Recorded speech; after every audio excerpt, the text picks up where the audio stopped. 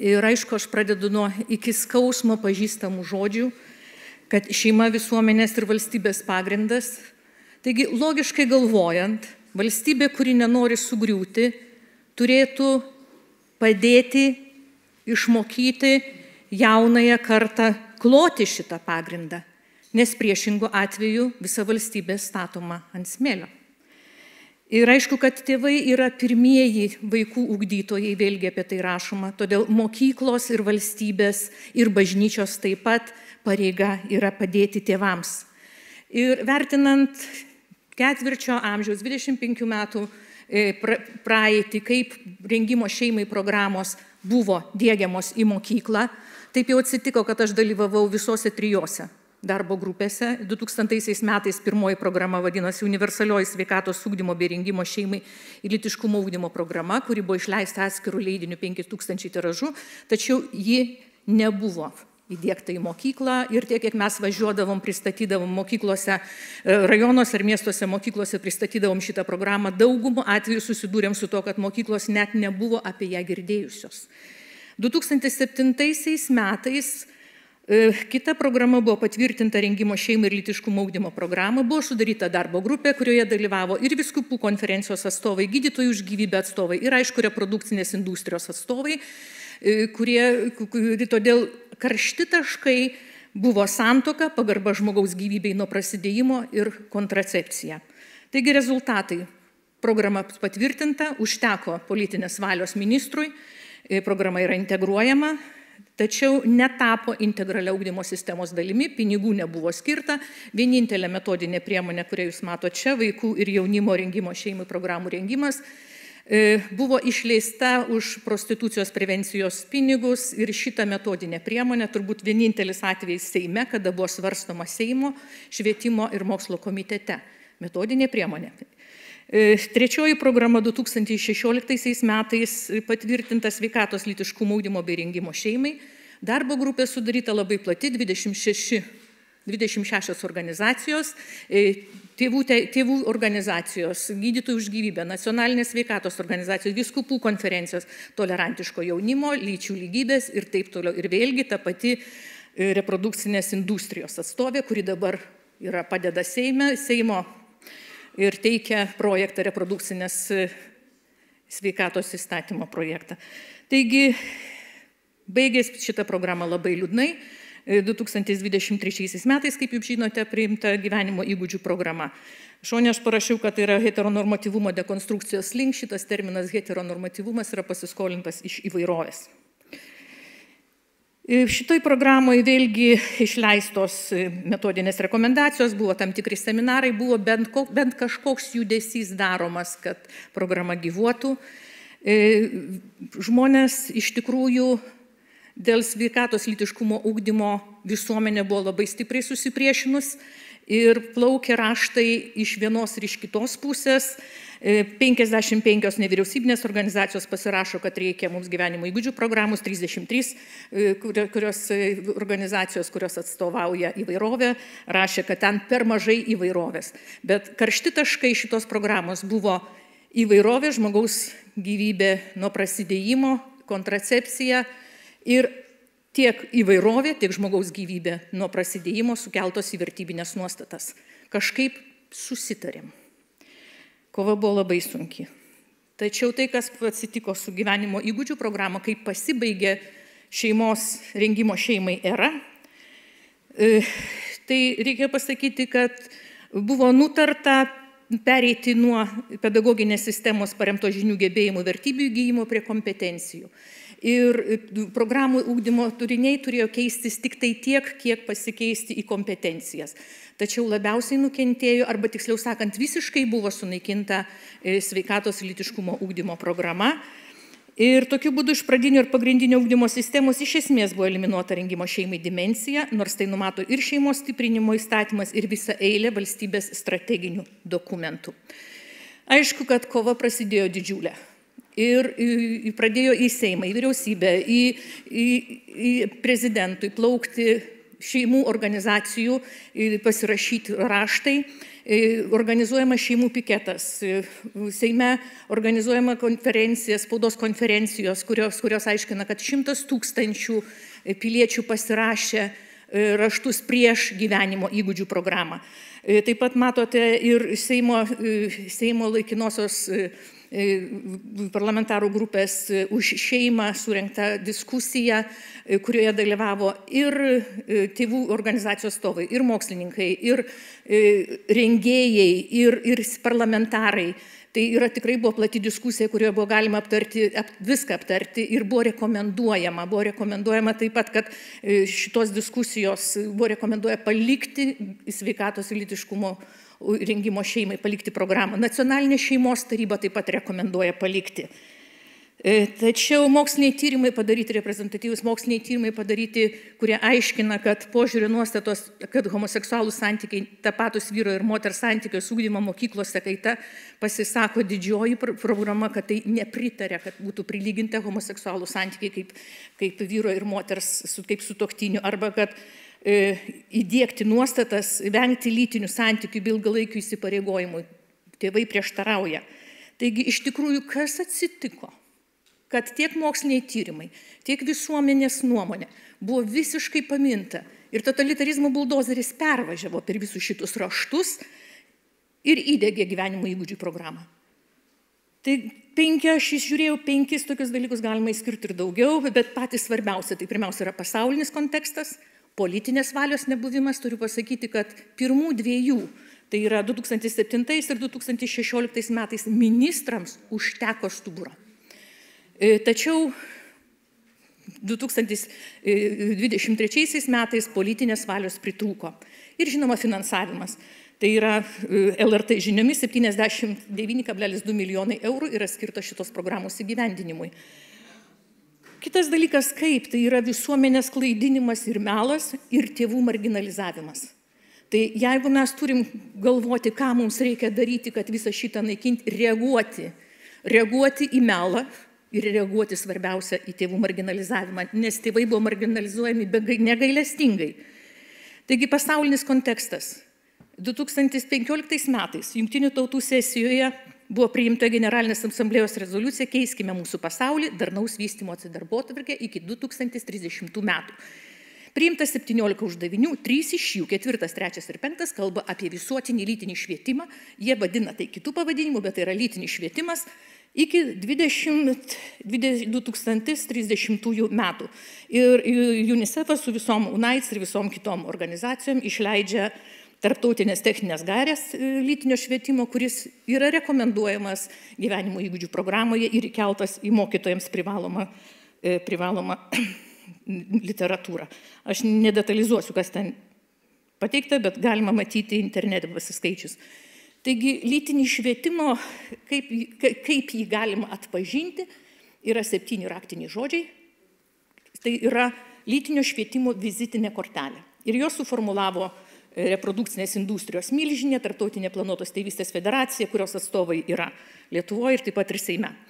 Taigi, gender, neverčiama į lietuvių kalbą, lytinė reprodukcinė sveikata, seksualinės teisės, malonumas, susitarimas, sutikimas, lytiniams santykiams susitarimas, tai yra kaip smurto prevencija, įvairovė, lytiniai ir santykiai. Visi šitie dalykai įeina į gyvenimo įgūdžių programą, juos galima pamatyti netiesiogiai skaitant, bet darant kontekstinę analizę. Valdininkų melas, neįgyvendinti pažadai, bendrųjų ugdymo atnaujinimo programų gairėse buvo aiškiai nurodyta, kad apibrėžta socialinių, emocinių sveikatos lytiškumo ugdymo, šeimai ir ugdymo ir žmogaus sauga. Tai yra, kad sluršas yra integruojamas į gyvenimo įgūdžių programą. Netgi atsakydami tėvų organizacijoms, ministerija siunčia raštą, kuriame parašoma, kad nėra naikinama ar perrašoma sveikatos lytiškumo ugdymo programa, ji yra integruojama ir plėčiama. Taip pat pristatydama vieną iš programos rengėjų, Natalija Istomina, pristatydama diskusijose su tėvais, nurodo, kad programos rengimo pagrindas ir yra integruojamoji slurš programa. Kalbėdamas su visuomenė, čia tik tai iliustracijas, šitokių buvo labai daug pareiškimų. Ir tuometinis švietimo ministras aiškina, kad yra šeima labai svarbi ir tai spindi programoje. Per ugdymą nėra programuojamos jokios seksualinės orientacijos. Čia kiauras melas. Ir taip pat jisai sako, kad kai kam patogu, kad šalyje vyksta chaosas. Tai yra tėvų organizacijos kaltinamos chaoso sukėlimu. Netgi vienoje laidoje atvirai buvo sakoma, kad mes žinome, kas tai darome, mes stebime ir imsimės priemonių. Taigi šeima yra svarbi, tačiau šeimos sąvoko kontekstinė analizė gyvenimo įgūdžių bendrosioje programoje parodo, kad šeimoje nieko bendro, šeima yra sutinkama 60 kartų, tačiau nieko bendro su rengimo šeimai neturi. Nėra nei tėvo, nei motinos funkcijų, nei sutuoktinių funkcijų, nėra viena iš svarbiausių funkcijų šeimos yra vaikų gimdymas, auklėjimas, apie tai jokia kalba. Tai yra greičiau kaip neturėti vaikų. Ir šeima sutinkama tik kaip mokinio artima aplinka ir tolygiai visoms kitoms bendruomenėms. Tai yra saugumo planas išvykimo krepšį šeimai, tai yra prisiėmimas atsakomybės dėl bendruomenės narių ir šeimos ir panašiai. Ir skaudžiausias dalykas tai yra tėvų marginalizavimas. Ir tai kalba ministerijos atstovė. Lytiškumo tema vis dar marginalizuojama, ši tema dažnai suvulgarinima. Ir mūsų vaikai dažnai patiria seksualinį, fizinį, emocinį smurtą, ne bet kur kitkur, o artimoje aplinkoje. Kitaip sakant, suprask, kad tėvai yra tie, kurie prievartauja savo vaikus, o vaikai mokykloje gali ir įgyti žinių, kad žinotų, kur kreiptis, kai yra skriaudžiami ir kad toks elgesys yra įstinkamas. Tai reiškia, kad tėvai neturi reikiamų įgūdžių pasirūpinti savo vaikais. Tiksliai labai atspindi vaizdžiai, atspindi šitas paveiksliukas, kuriuo pasidalino sveikatos ugdymo aktualios mokslininkai mokykloms konferencijoje profesorė ginekologė, jinai yra autorė, viena iš autorių gyvenimo įgūdžių programos ir taip pat metodinių priemonių rengėja. Vilniaus universiteto akušerės ginekologijos klinikos profesorė ginekologė. Taigi, matot, tėvams yra skiriamas mažo paršelio, naivaus paršelio vaidmuo, kuris nesiekė kojomis po žemėmis ir aplamai yra nereikšmingas. O štai gydytojai, tai kaip pasilai. Žiūrint visą šitą ir skaitant jos pranešimas prieinamas, man tik viena mintis atėjo galva. Ačiū Dievui, kad mokytojai nesiveržia į medikų, į ginekologų konferencijas ir neaiškina, kaip jiems gydyti moteris.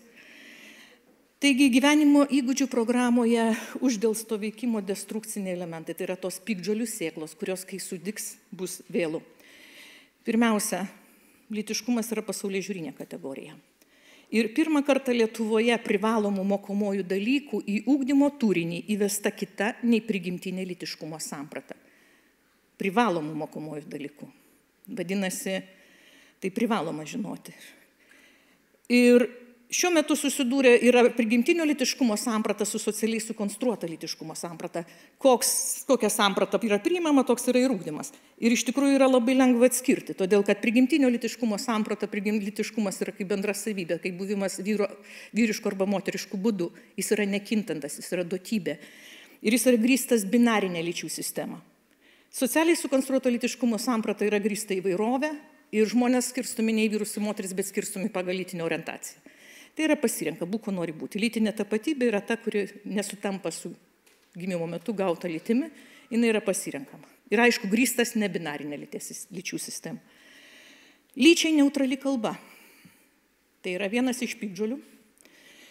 Ir lyčiai neutrali kalba parašyta visa programa. Ir kaip teigiama yra švietimas 2030 metais, 2030 metai, svarbu pakeisti heteronormatyvę terminologiją ir įvaizdžius, kad visi besimokantieji galėtų jaustis matomi, atstovaujami diskusijose. Turimi duomenys rodo, kad į mokymo programą, kurioje įtraukiama seksualinė įvairovė ir LGBTQ klausimai, gerina mokyklos klimatą ir saugumą. Kalba nėra šiaip savo komunikavimo priemonė. Kalba yra gyvas organizmas, kuris sukuria tame tarpe ir tautinę tapatybę. Ir kalba yra pagrindinė priemonė tautos kultūrai išreikšti ir išsaugoti, tautos kultūrai perduoti, vertybių perdavimai. Tai taip pat kalba yra tauta vienijanti jėga tautos viduje.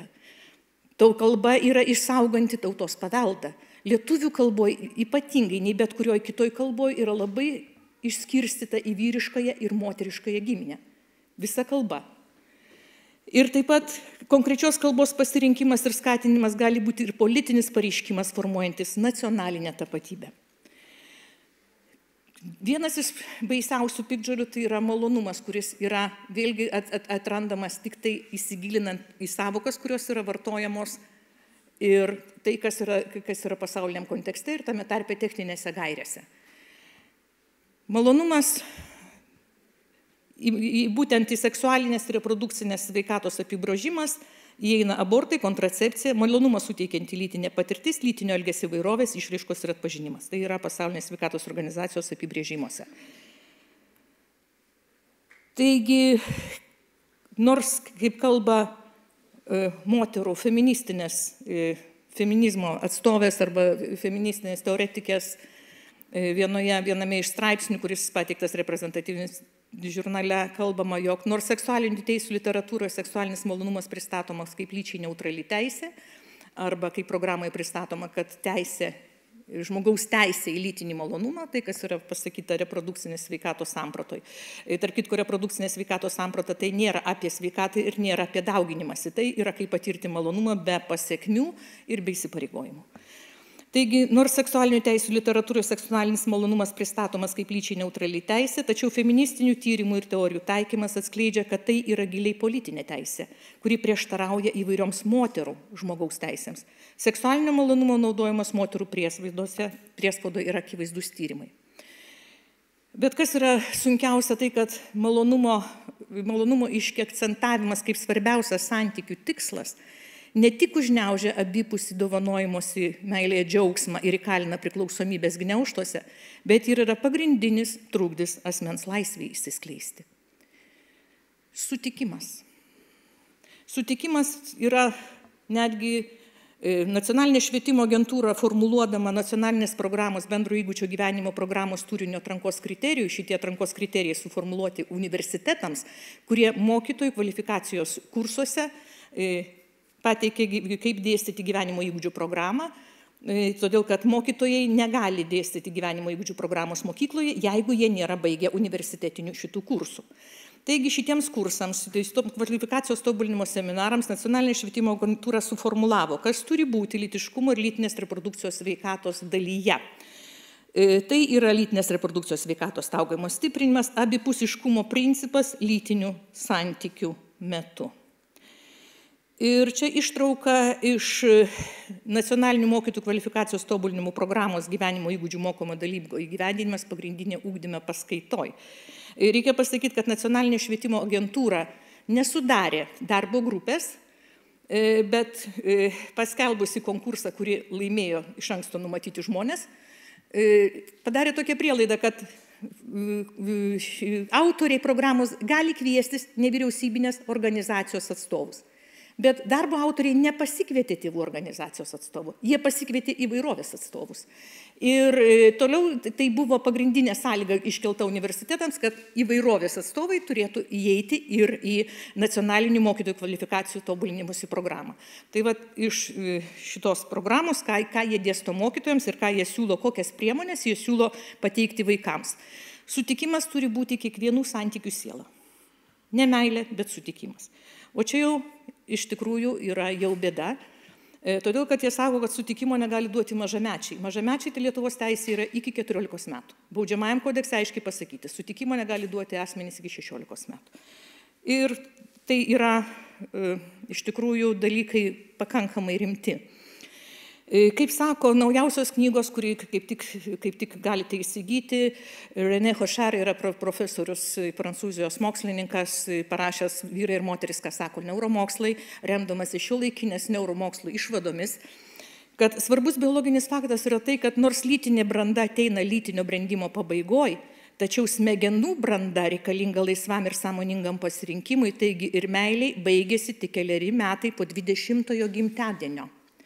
Gyvenimo įgūdžių programai apie meilę ir kontracepciją kalbama 7 klasėje, tai yra 14 metų vaikams. Dar vienas baisus, tai yra labai rimtas dalykas, kad laisvam asmens pasirinkimui būtinos informacijos ribojimas. Šita informacija yra ribojama gyvenimo įgūdžių programai. Moterų ir vyrų skirtumai apsiriboja tik lytinių organų anatominiais skirtumais, aš jų nededu skaidrės, nes yra labai vulgari tai, ką jie rodo mokytojams ir ką rekomenduoja vaikams. Nepaisoma skirtingų lytinių hormonų poveikio asmens poreikiams, emocijos elgesiui, nepateikiama informacija apie vyro ir moters sistemos, vaisingumo sistemos skirtumus, hormonės kontracepcijos veikimo mechanizmą, hormonės kontracepcijos poveikia paauglės raidai, fiziniai, psichiniai ir socialiniai sveikatai. Kas yra žinoma ir ko nėra mokykloje? Tai, kad hormonai moduliuoja visą žmogaus gyvenimą. Būtent nuo jų kaitos priklauso mūsų emocijos, mūsų poreikiai, mūsų elgesys, netgi santykiai taip pat priklauso. Ir moteriškų ir vyrų lytinių hormonų svyravimo ciklai yra iš esmės skirtingai. Moters lytiniai hormonai yra aukščiausias, tai yra mėnesio ciklas, yra mėnesio kažkurioje tai daly yra aukščiausias pakilimo taškas, vyro dėja paros ciklas. Tai yra cirkadinis ciklas ir aukščiausias pakilimas maždaug, kaip čia rodo, 8 ryto.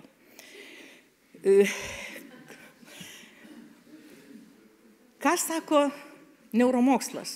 Renė rašo. Laboratoriniai gyvūnų tyrimai parodė, kad patelės negavusios estrogeno tyrimo brendimo metu subrendusios mažiau rūpinasi savo jaunikliais. Žmonėms hormonų sekrecijos vėlavimas arba nebuvimas, pavyzdžiui, hormonų kontracepcijos poveikyje, lytinio brendimo metu gali sukelti seksualinių problemų suaugus. Jei brendimo metu smegenyse šie pokyčiai nevyksta, hormonų pakaitalai brandžiame amžiui negalės ištaisyti trūkumo. Tai reiškia, kad reikia gerbti lytinio brendimo metu vykstantį hormonų išskyrimo procesą. Kitaip sakant, jau šitoj programai yra užkoduota savarankiška bevaikystė, savanoriška bevaikystė. Tai yra depopuliacinė arba, kaip pasakyti kitaip, reprodukcinės industrijos plėtros projektas. Ir paskutinis dalykas, ganėtinai įdomus, kurio turbūt mažai kas pastebėjo. Lytinis švietimas yra integruojamas į socialinį emocinį ugdymą, tai yra pasaulinė tendencija. Man pasidarė labai įdomu, kodėl. Ir aš radau atsakymą, radau mokslininkų, vienos universiteto mokslininkų, taip pat vienam iš tokių, kaip pasakyti, tarptautinių duomenų bazėse, kuri yra laikoma kaip viena iš evidence-based. Taigi lytinis švietimas netitiko homoseksualių asmenų lūkesčių, todėl kad jame daugiausia dėmesio skiriama techniniams reprodukciniams procesams, lytinio gyvenimo rizika ir paauglių nėštumo mažinimui, todėl pasekmės gali būti problemiškos. Pirmas šių aspektų pateikimas kaip prioritetinių įtvirtina vertybės, kad heteroseksualumas ir heteroseksualus elgesys yra normalus.